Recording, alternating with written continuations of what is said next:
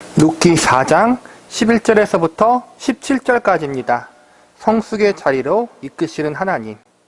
룻기의 가장 중요한 내용 중 하나는 보아스와 룻의 만남이고, 이 만남을 통해 예수님이 성도의 구속자가 되어주셨고 신랑이 되어주신 사건에 대해서 살펴보았습니다. 룻기에서 우리가 배울 수 있는 또 다른 중요한 교훈과 메시지가 있는데, 그것은 하나님 백성들을 향한 하나님의 일하심입니다. 특별히 하나님의 일하심의 목적과 목표가 무엇에 있는지 우리는 룻기의 말씀을 통해서 배울 수 있습니다. 하나님 백성들을 향한 하나님의 일하심의 목적은 가장 먼저가 구원이고, 그 다음이 구원받은 자들의 성숙이라고 할 수 있습니다. 그러므로 룻기는 하나님 백성들의 구원에 대한 이야기를 다루고 있는 말씀이면서, 동시에 구원받은 백성들을 하나님이 어떻게 성숙의 자리로 이끌어 가시는가를 보여주는 말씀이라고 할 수 있습니다. 구원에 관해서는 예수님의 열심에 대한 말씀을 배우면서 자세하게 살펴보았습니다. 예수님이 우리의 신랑 되시고 우리의 기업을 물을 자가 되어주시기 위해서 행하신 일들이 모두 우리를 구원하기 위한 하나님의 계획이요 일하심이었다고 할 수 있습니다. 오늘 이 시간에는 하나님의 일하심 중 하나님 백성을 향한 성숙에 대해서 좀 더 집중해 보고자 합니다. 보아스를 제외하고 룻기 말씀에 등장하는 주요 인물은 크게 룻과 나오미입니다. 우리는 이 두 여인을 하나님이 어떻게 지금의 자리에까지 이끌어 오셨는가에 대해서 살펴볼 필요가 있습니다. 룻기 1장에 보면 룻과 나오미는 모압 땅에서 남편도 잃고 가진 재산도 모두 잃어버린 신세로 등장합니다. 그리고 2장에서는 살기 위해 베들레헴으로 돌아온 두 여인에게 하나님이 은혜를 베푸셔서 먹고 살아갈 수 있는 길을 열어주셨습니다. 그러다가 룻기 3장에서는 조금씩 상황이 바뀌어서 보아스를 만나게 되고, 그 보아스가 자신들의 기업을 물을 자라는 확신을 가지게 됩니다. 그리고 마지막 룻기 4장에서는 룻과 보아스의 결혼이 성사되고, 룻은 보아스의 신부가 되고, 나오미는 잃어버렸던 기업들을 다시 되찾는 은혜를 경험하게 됩니다. 이 모든 사건들과 과정들을 거치면서 룻과 나오미에게 일어난 변화가 무엇인지 아십니까? 바로 그들의 믿음이 성숙의 자리로 우뚝 서게 되었다는 것입니다. 룻과 나오미가 믿음이 없었던 것이 아닙니다. 룻은 자신의 민족인 모압 땅을 뒤로하고 하나님을 택한 여인이었습니다. 나오미는 비록 모압으로 가는 잘못된 선택을 했지만, 그래도 룻이 믿음을 가질 수 있도록 옆에서 도운 사람이었고, 하나님에 대한 소망을 포기하지 않았기에 베들레헴으로 다시 돌아올 수 있었던 여인이었습니다.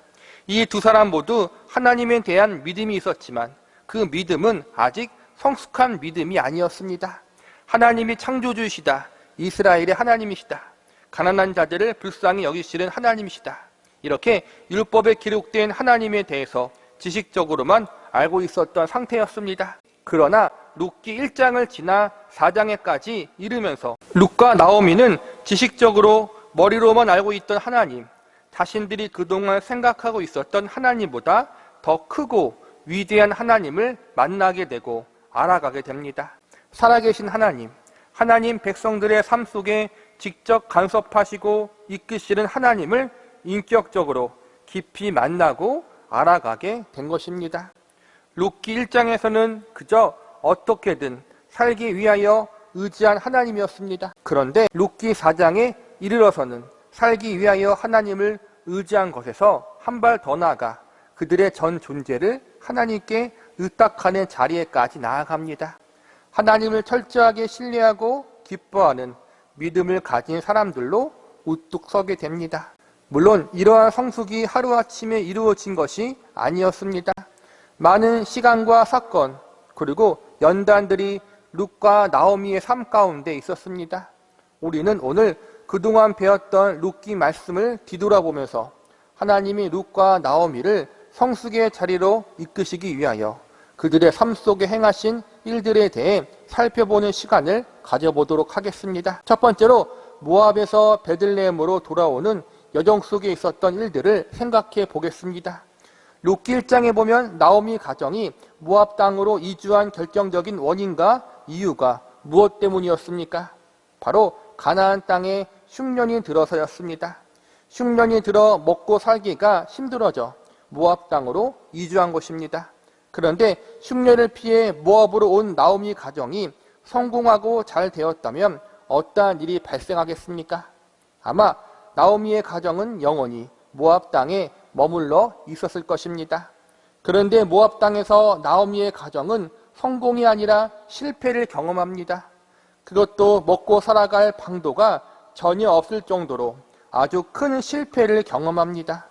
모압 땅에서 철저하게 실패하여 앞으로 어떻게 살아가야 할지 걱정하고 있을 때 때마침 자신들이 떠난 고향 땅에서 소식이 들려오기를 하나님이 자기 백성들에게 양식을 주셨다는 복된 소식을 듣게 됩니다. 만약 나오미 가정에 고난이 없었다면, 모압 땅에서 성공을 했다면 이 소식은 결코 나오미에게 복된 소식이 될 수 없었을 것입니다. 이미 모압 땅에서 잘 먹고 잘 살고 있으니 가나안 땅에 먹을 양식이 생겼다는 소식은 나오미의 가정에 좋은 소식이나 기쁜 소식으로 다가오지 못했을 것입니다. 그러나 모압 땅에서 모든 것을 잃어버렸기에 하나님이 그분의 백성들을 돌보시고 양식을 주셨다는 소식이 복된 소식이 되었던 것입니다. 이 소식을 듣고 나오미의 가정이 선택할 수 있는 것은 단 하나의 길밖에 없습니다. 고향 땅에 돌아가 하나님의 은혜를 구하는 것이었습니다. 하나님은 나오미 가정의 실패와 고난을 통해서 인간 스스로가 자신들의 인생과 가정을 책임질 수 없다는 사실을 절실히 깨닫는 자리로 이끄십니다. 나오미의 가정 가운데 고난을 허락하사 그들의 마음이 가난해지게 하시고 그들의 마음을 열어 가나안 땅에 돌아가고자 하는 마음을 심어주시고 그 마음을 실행할 수 있도록 하나님이 그들의 발걸음을 섭리하시어 이끌어 주신 것입니다. 나오미 혼자만이 아니라 룻까지 이 일에 함께할 수 있도록 하나님이 이 두 여인의 마음을 움직여 주십니다. 하나님이 나오미와 룻을 포기하지 않으시고 그녀들을 하나님의 품으로 부르신 것입니다. 룻기 1장에서 하나님이 베푸신 가장 큰 은혜는 복된 소식을 듣게 하시고 그 소식에 반응할 수 있는 가난한 마음을 선물로 주셨다는 것입니다. 하나님이 아니면 살아갈 수 없다는 마음을 가질 수 있게 하신 것입니다. 성도의 신앙과 믿음의 성숙은 가난한 마음에서부터 시작이 됩니다. 나는 내 인생을 책임질 수 없는 존재이며 얼마나 형편없고 연약한 존재라는 사실을 깨닫고 하나님만 의지하려는 마음에서부터 성도의 성숙은 시작되는 것입니다.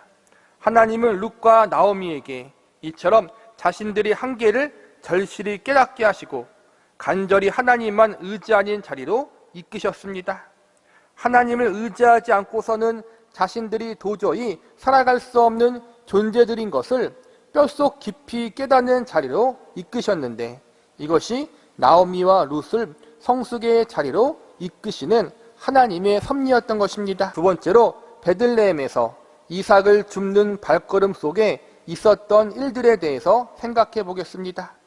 룻기 1장에서 하나님은 룻과 나오미의 마음이 가난해지게 하시고 하나님만 의지하도록 그들을 이끄셨습니다. 룻기 2장에서는 베들레헴에 도착한 이들에게 놀라운 인도하심의 은혜를 베푸십니다. 룻은 먹고 살기 위해 이삭을 주우러 나섰는데 하나님은 이 과정 가운데 미래의 남편이 될 보아스를 만날 수 있도록 섭리하십니다. 먹고 살기 위해 익숙하지 못한 낯선 땅, 낯선 길을 불안함과 두려움으로 걸어가야 했던 룻의 떨리는 발걸음을 하나님은 주장하여 주십니다. 오직 하나님의 은혜만 구하며 이삭을 줍기 위해 어려운 발걸음을 옮기던 룻을 하나님은 외면하지 않으시고 놀라운 섭리 가운데 보아스의 밭으로 이끌어 주셨습니다. 그리고 마침내 그 시각, 그 장소에 보아스가 있도록 준비하셨습니다. 인간의 눈으로 볼 때 모든 것이 우연인 것 같아 보이지만 하나님 편에서는 철저하게 준비하시고 계획하신 하나님의 섭리였습니다. 이 사건을 통해서 룻과 나오미는 하나님을 의지하는 그분의 백성들의 인생을 하나님이 친히 책임져 주시고 은혜의 길을 준비해 놓으신다는 사실을 알게 됩니다. 신앙의 성숙의 첫 출발점은 나의 한계성을 알고 가난한 마음으로 하나님만을 의지하는 자리로 가는 것이고, 그 다음은 하나님만 의지하는 백성들의 삶을 책임지시고 계시다는 사실을 직접 경험하는 것입니다. 하나님께서 택하신 백성과 자녀들의 인생을 책임지시고 결국 모든 것을 합력하여 가장 선한 길로 인도하여 주실 것을 머리로만 아는 것으로 끝나지 않고 삶으로 직접 경험하고 알아가는 것, 이것이 신앙 성숙의 과정입니다. 세 번째로 보아스를 만나는 과정 속에서 있었던 일들에 대해서 생각해 보겠습니다. 베들레헴으로 온 룻과 나오미가 가지고 있었던 마음의 소원은 그저 입에 풀칠하며 살아가는 것이었습니다. 그런데 하나님이 어떻게 응답하십니까? 이삭을 잘 줄 수 있도록 보아스라는 좋은 사람을 만나게 해주실 뿐만 아니라 보아스를 통하여 마음의 위로와 기쁨을 경험할 수 있도록 은혜를 내려주십니다. 그리고 마지막엔 보아스가 그녀들의 구속자가 되어줍니다. 룻과 나오미가 바라고 소원했던 것 이상으로 하나님이 넘치고도 풍성한 은혜를 부어주신 것입니다. 룻과 나오미는 먹고 살아갈 수 있는 은혜를 받는 것이 소원의 전부였지만 하나님은 그 이상으로 응답하여 주셨습니다. 하나님이 룻과 나오미의 마음이 어떠한지를 다 알고 계셨고 그녀들의 한숨과 눈물, 그녀의 두려움과 불안함, 마음의 상처와 외로움까지 다 알고 계시고 이 모든 것들을 치료해 주시고 회복시켜 주시기 위하여 놀라운 은혜들을 준비해 놓고 이들에게 아낌없이 베풀어 주셨습니다. 이를 통하여 룻은 하나님이 어떠한 분이신지 더 깊이 알아가게 되었을 것입니다. 신앙의 성숙의 가장 중요한 요소가 바로 우리가 믿고 섬기는 하나님이 어떠한 분이신지 인격적으로 깊이 알아가는 것입니다. 룻과 나오미는 자신들이 구하고 바랐던 것 그 이상으로 자신들의 필요를 아시고 채워주시는 하나님, 풍성한 위로의 은혜를 주시는 하나님을 만났고 그 하나님이 어떠한 분이신지 알게 되었습니다. 그리고 이 모든 경험을 통해서 룻과 나오미는 더 깊은 신앙을 가질 수 있게 되었습니다. 말씀을 정리하겠습니다. 지금까지 하나님이 어떻게 룻과 나오미의 신앙을 성숙한 자리로 이끄셨는지에 대해서 살펴보았습니다. 제일 먼저 하나님은 룻과 나오미에게 고난을 통해 마음이 가난해지게 하시고 하나님만 절대적으로 의지하는 자리로 이끄셨습니다. 그리고 이삭 줍는 룻의 발걸음을 인도하사 풍성한 위로의 은혜를 경험케 하셨습니다. 그러므로 하나님이 하나님만 의지하는 그분의 백성들의 삶과 인생을 붙잡고 계시고 가장 선한 길로 인도하신다는 사실을 머리로만 아니라 삶으로 직접 경험케 하여 주셨습니다. 하나님이 우리 인생의 섭리자다, 주관자다라는 사실을 직접 경험함으로 알아가는 성숙의 자리로 이끄신 것입니다. 마지막으로 하나님은 보아스를 만나게 하시고 그를 그녀들의 구속자로 삼아주사 결국 하나님이 룻과 나오미의 인생을 구원하시는 참된 구속자라는 사실을 알게 하여 주셨습니다. 자신들이 믿고 섬기는 하나님이 그분의 백성에게 지극히 큰 관심과 사랑을 가지고 계시고 그들의 삶을 은혜로 책임지고 있다는 사실을 알게 하여 주셨습니다. 이 모든 과정을 통해 룻과 나오미는 살아계신 하나님을 온전히 만나고 알아가게 됩니다. 이스라엘의 하나님, 자기 민족의 조상들의 하나님에서 끝나지 않고 룻과 나오미 자신의 하나님이신 인격자 하나님을 만나고 알아가게 됩니다.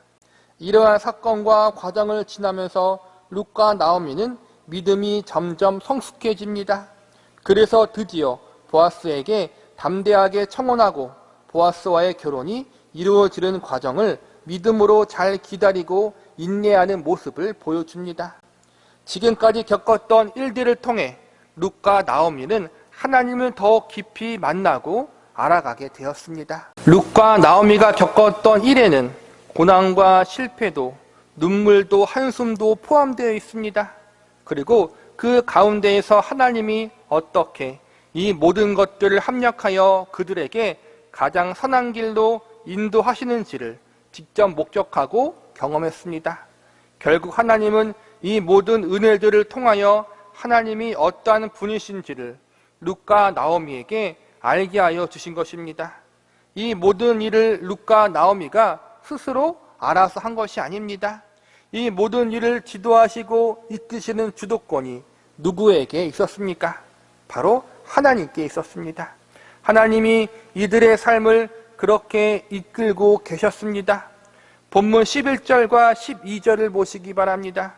성문에 있는 모든 백성과 장로들이 이르되 우리가 증인이 되나니 여호와께서 내 집에 들어가는 여인으로 이스라엘의 집을 세운 라헬과 레아 두 사람과 같게 하시고 내가 에브라트에서 유력하고 베들레헴에서 유명하게 하시기를 원하며 여호와께서 이 젊은 여자로 말미암아 내게 상속자를 주사 내 집이 다말이 유다에게 낳아준 베레스의 집과 같게 하시기를 원하노라 하니라. 모든 손해를 감수하고도 하나님의 말씀에 따라 기업물을 의무와 책임을 다하는 보아스를 성읍 사람들이 축복해주는 장면입니다. 여기서 보면 야곱의 아내였던 라헬과 레아가 등장하고 유다의 며느리였던 다말이 등장합니다. 야곱의 아내들 라헬과 레아는 이스라엘 민족을 이룬 기원이 된 여인들이고 유다의 며느리 다말은 유다 민족을 세우는 기원이 된 여인입니다. 오늘 본문에서는 이 여인들의 이름이 축복되게 나왔지만 창세기에서 이 여인들의 삶을 보면 축복되게 보이는 삶을 살았던 인물들은 아니었습니다. 보다 정확히 말하자면 야곱의 아내들이나 유다의 며느리나 모두가 정상적인 가정 관계에서 자녀를 낳은 것은 아니었습니다. 가정사가 복잡하고 추잡한 부분들이 있습니다. 모두 인간의 죄성과 연약한 부분 때문에 생긴 일들입니다. 그러나 그 당시에는 좋지 못한 약점들이 있었지만 시간이 한참 지나고 뒤돌아보니까 하나님이 그것조차도 합력하여 그분의 선을 이루셨다는 것을 발견할 수 있습니다. 야곱이 잘했고 유다가 잘했다는 것이 아닙니다. 이 여인들이 잘했다는 것이 아닙니다. 모두 못했습니다. 야곱의 아내였던 라헬과 레아는 자매임에도 불구하고 한 남자에게 결혼했습니다. 도덕적으로 올바른 모습은 아닙니다. 다말 역시 자신의 시아버지와 관계를 맺어 자식을 낳게 됩니다. 이 모습 역시 윤리적으로 큰 문제가 있는 모습입니다. 그러나 하나님께서 그분의 백성들을 사랑하는 마음으로 그들이 잘못한 일들도 시간이 지나 합력하여 선을 이루어 이스라엘 민족이 부흥케 되는 일에 사용하여 주셨습니다. 악을 성케 만들어 주신 것입니다. 이처럼 인간이 잘못한 일도 하나님이 합력하여 선을 이루신다면 하나님을 온전히 신뢰하고 순종하는 자에게 얼마나 더 하나님이 그분의 선을 이루시겠습니까? 이러한 사실을 우리가 믿고 신뢰해야 합니다. 사실 성도가 받는 가장 중요한 훈련이 바로 이 부분입니다. 하나님이 내 삶을 가장 합당하고 선한 길로 인도하고 계시다는 사실을 믿고 신뢰하는 것입니다. 내 생각과 내 뜻을 내려놓고 하나님의 뜻과 방법대로 모든 것이 이루어지는 것을 인정하는 자리, 그것이 가장 나에게 유익이고 합당하다는 사실을 신뢰하는 자리에까지 가는 것입니다. 우리는 죄인이라 계속해서 내 생각과 내 뜻을 고집합니다. 내 방법과 내 생각이 가장 합당한 것이라고 우깁니다. 그래서 하나님조차도 나의 생각과 방법대로 일하셔야 하고 응답하셔야 직성이 풀립니다. 하나님은 이러한 우리의 잘못된 부분을 하나하나 고치시는 일을 진행하시는데 그것이 바로 성숙의 과정입니다. 이어지는 본문 13절과 14절을 보시기 바랍니다. 이에 보아스가 룻을 맞이하여 아내로 삼고 그에게 들어갔더니 여호와께서 그에게 임신하게 하심으로 그가 아들을 낳은지라. 여인들이 나오미에게 이르되 찬송할지로다 여호와께서 오늘날 내게 기업 물을 자가 없게 하지 아니하셨도다. 이 아이의 이름이 이스라엘 중에 유명하게 되기를 원하노라. 룻기의 마지막은 매우 행복하게 끝이 납니다. 룻은 보아스와 결혼하여 행복한 가정을 꾸리고 자식까지 낳았습니다. 그리고 나오미는 보아스와 룻을 통해 손자를 얻게 되었고 영원히 대가 끊겨 버릴 줄 알았던 가문에 귀한 상속자를 얻게 되었습니다. 오늘 본문의 마지막 절인 17절을 보시기 바랍니다. 그의 이웃 여인들이 그에게 이름을 지어주되 나오미에게서 아들이 태어났다 하여 그의 이름을 오벳이라 하였는데 그는 다윗의 아버지인 이새의 아버지였더라. 보아스와 룻 사이에서 낳은 아이의 이름은 오벳이었습니다. 오벳은 이새의 아버지고 이새는 다윗의 아버지라는 말씀으로 본문 17절이 끝납니다. 즉 보아스와 룻이 낳은 아들이 다윗의 조상이 되는 것입니다. 결말이 참으로 행복합니다. 룻기는 보통 사무엘 선지자가 기록한 것으로 알려져 있습니다. 당시 보아스와 룻 그리고 나오미는 자신의 자손 중에 다윗 왕이라는 위대한 왕이 태어날 줄은 알지 못했을 것입니다. 이 일은 이들이 모든 죽은 후에 일어난 일입니다. 보아스와 룻의 자녀가 다윗 왕의 조상이 된다는 사실을 오늘 본문이 알려주는 이유는 하나님이 이 모든 일을 주관하셨다는 사실을 증거하기 위해서입니다. 사람들은 자신들의 미래와 앞으로 일이 어떻게 될지 다 알지 못했지만 하나님은 다 알고 계셨고 이 모든 것들을 계획하시고 주관하고 계셨습니다. 우리는 우리의 미래를 알 수 없습니다.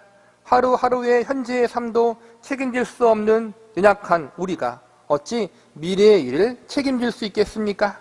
이 모든 일은 하나님께 달려 있습니다. 우리의 과거를 아시고 내 현재를 책임지시며 저와 여러분의 미래를 주관하시는 분은 오직 하나님 한 분밖에 없으십니다. 그 하나님이 우리의 구원자요 우리가 의지하고 바라봐야 할 유일한 대상이라는 사실을 잊지 마시기 바랍니다. 신앙의 성숙은 결국 곁눈질하지 않고 바라봐야 할 대상을 바라보고 의지하는 것입니다. 그리고 그 하나님만을 더욱 깊이 알아갈수록 자연스럽게 하나님을 더욱 의지하고 바라보는 자리로 가게 됩니다. 하나님이 성도들에게 주시는 은혜 중 하나가 바로 하나님이 어떠한 분이신지 그들의 삶을 통해서 알아가게 하는 것입니다. 룻이 그랬고 나오미가 그랬습니다. 그리고 저와 여러분이 그러한 자리로 부름받았습니다. 물론 이 일은 쉬운 길이 아닙니다. 많은 한숨과 눈물의 골짜기를 지나가야 합니다. 그 과정 가운데 넘어짐도 있고 내 잘못과 연약함으로 인해 실패도 있을 것입니다. 내 잘못된 선택으로 말미암아 큰 고통도 경험할 수 있습니다. 그러나 악을 성취하시는 하나님께서 우리의 삶을 포기하지 않으시고 붙들어 주실 것입니다. 그래서 이제는 하나님만이 나의 참된 주님이시며 내 인생의 구속자라는 사실을 아주 절실히 깨닫고 인정하는 자리에까지 우리를 이끄실 것입니다. 그러므로 이제는 억지로가 아니라 기꺼이 두 손 두 발 들고 하나님의 사랑 앞에 그분의 주권 앞에 기꺼이 항복하는 자리로 서게 하실 것입니다. 이 하나님의 일하심과 섭리하심을 신뢰하며 룻과 나오미처럼 저와 여러분의 삶을 그분 앞에 온전히 내어 맡길 수 있기를 간절히 기도합니다.